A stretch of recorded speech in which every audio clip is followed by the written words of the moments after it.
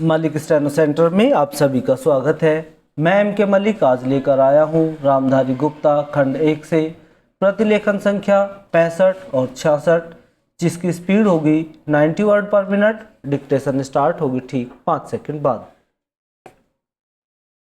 Ready, start. अध्यक्ष महोदय, सूचना मंत्रालय एक ऐसा मंत्रालय है जिसके कामों के संबंध में यहाँ कहा जा सकता है कि बहुत कम आलोचना की गुंजाइश है। इसके कामों में सामान्य रूप से यह देखा गया है कि सभी स्थानों पर प्रगति हुई है। जहाँ जहाँ कुछ कमजोरियाँ हैं उनको सुधारा जा सकता है। इसलिए सबसे पहले मैं आकाशवाणी के संबंध में कुछ कहना चाहता हूँ। यह बात सच है कि आकाशवाणी ने परिस्थितियों के अनुकूल अपने को परिवर्तित किया है। जब हमारे देश पर संकट आया तो इस विभाग ने डटकर उसका सामना किया और परिस्थितियों के अनुसार अपने प्रसारणों को बढ़ाया। लेकिन मुझे दुख के साथ कहना पड़ता है कि इसकी भाषा नीति में अभी तक कोई परिवर्तन नहीं आ पाया है।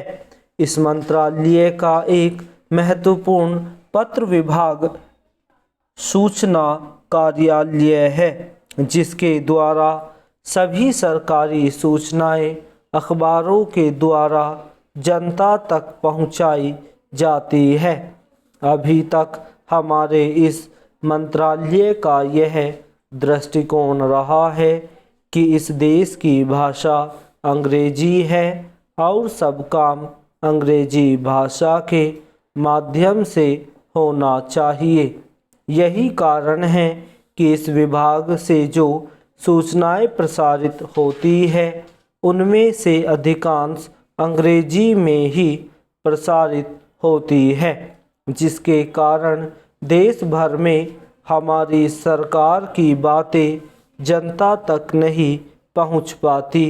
मैं अपनी इस बात की पुष्टि के लिए इसी मंत्रालय द्वारा प्रकाशित पुस्तिका में दिए गए आंकड़ों को प्रस्तुत करना चाहता हूँ। आप इन आंकड़ों को देखें तो आपको ज्ञात होगा कि अधिक प्रकाशन अंग्रेजी में हुए हैं। हिंदी या अन्य क्षेत्रीय भाषाओं के प्रकाशनों की संख्या बहुत कम है, जबकि इस देश में अंग्रेजी जानने वालों की संख्या 2% से अधिक नहीं है।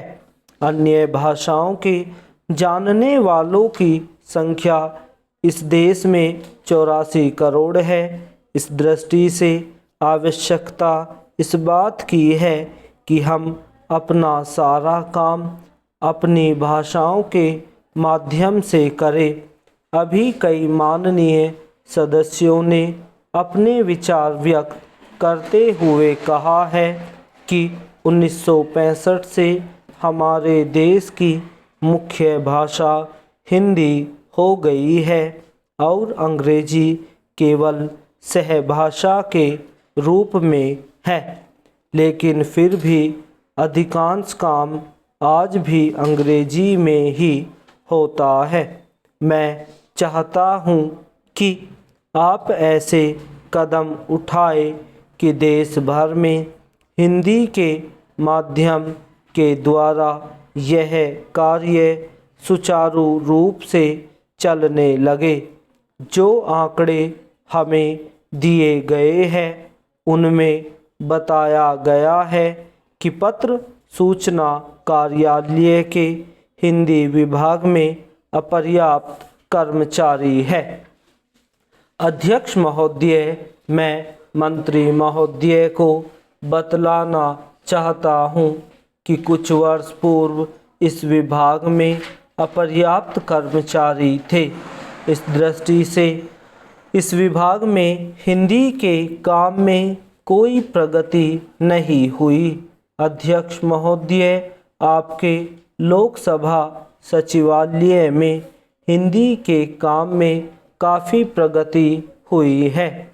इस समय लोकसभा की कार्यवाही दोनों भाषाओं में चल रही है, लेकिन अगर इस काम में हमारा सूचना मंत्रालय अपनी भाषा नीति के कारण पिछड़ रहा हो तो यह बड़े दुख की बात होगी।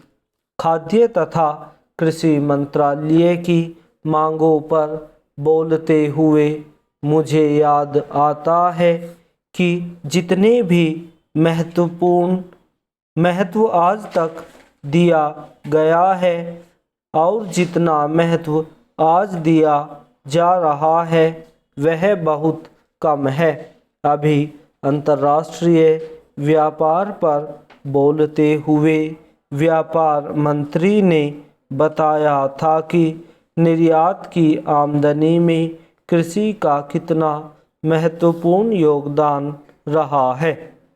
उन्होंने बताया था कि 70% निर्यात कृषि की वस्तुओं का हो रहा है और इसी के द्वारा हमें इतनी आमदनी हो रही है। इस दृष्टि से कृषि का महत्व और भी ज़्यादा बढ़ जाता है।